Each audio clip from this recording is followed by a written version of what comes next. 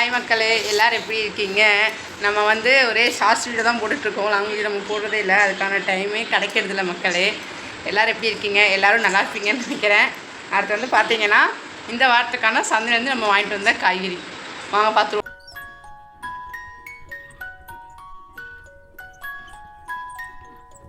இங்கே பார்த்திக்கோங்க, இது வந்து ஐயோ இவ்வளோ கிட்டே இருக்காரு. அதாவது ஸ்வீட் கார்ன் 3 பீஸ் வாங்கிட்டு வந்திருக்காருங்க. அது நெக்ஸ்ட் பார்த்தீங்கன்னா வேர்க்கடலை. எப்போ வேணாலும் இந்த வேர்க்கடலையை மறக்க மாட்டார் ஐயா, அவருக்கு ஃபேவரெட்டு. அப்புறம் கேரட் பீன்ஸு. இது அப்புறம் பார்த்தீங்கன்னா வெங்காயம் பச்சை மிளகாய் மட்டும்தான் இருக்குது. அடுத்து இங்கே பாருங்கள், அதாவது இது என்ன காய்?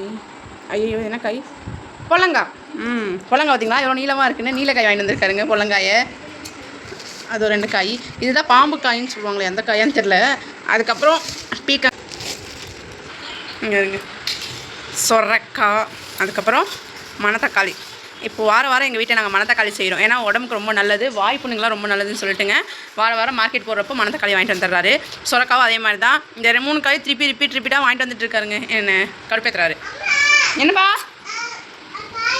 சரி எடுத்துக்கலாம். இது வந்து இந்த காய்கறிலாம் நம்ம எடுத்து வச்சுட்டுங்க. நாளைக்கு இதில் வந்து என்ன செய்யலான்னு பார்த்தீங்கன்னா, இது போதும். ஏன்னா நாளைக்கு வந்து சொரக்காய் இது செஞ்சுருவோம். இது மொத்தமாக பார்த்தீங்கன்னா ஒரு 300 ரூபா. பார்த்தீங்களா, வாரத்துக்கு தேவையான காய்கறியே 300 ரூபாய்க்கு வாங்குவோம். இதில் தக்காளி, பச்சை மிளகா, கருவேப்பிலை மல்லி, இன்னும் ஒரு சில காய்கறிலாம் வாங்கினா 500 ரூபா ஆயிடுதுங்க வாரத்துக்கு. இதில் ஒரு கொடுமை என்னென்னு பார்த்தீங்கன்னா, என் வீட்டுக்கார சம்பளத்தை என் கையில் கொடுத்துட்டு திருப்பி வாங்கிக்குவார் பிச்சு. ஆனால் கடைசியில் நான் ஏதாவது செலவுக்கு இல்லைன்னு கேட்கும்போது என்ன பண்ணுவாருன்னா, நான் கொடுத்த காசை நீ என்ன பண்ணேன், என்ன செலவு பண்ணேன்னு கணக்கு கேட்குறாருங்க. மனுஷனுக்கு தெரியல, நான் ஸ்கூல் ஃபீஸ்லேருந்து சேர்த்து வைக்க முதல் கொண்டு எல்லாமே பண்ணிகிட்ருக்கேன். ஆனாலும் ஐயா வந்து நம்மகிட்ட கணக்கு கேட்பார். என் வீட்டு ஆம்பளை மட்டும் தான் இருப்பீங்களா, இல்லை உங்கள் வீட்டில் எல்லோரும் இப்படி தானு சொல்லுங்கள் மக்களே. என்ன பண்ணுறதுன்னு தெரியல எனக்கு. அவர் என் கையில் 25,000 கொடுப்பாருங்க.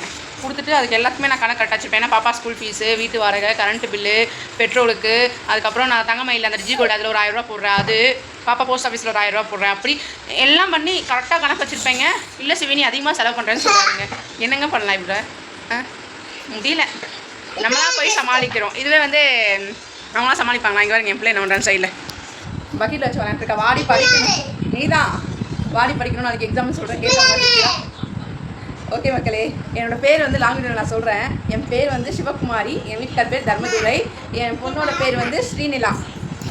ஓகே மக்களே, வீடியோ பிடிச்சிருந்தா லைக் பண்ணுங்கள், ஷேர் பண்ணுங்கள், கமெண்ட் பண்ணுங்கள். பார்த்தீங்கன்னா விளையாண்டுருக்கான்ட்டு பாய்.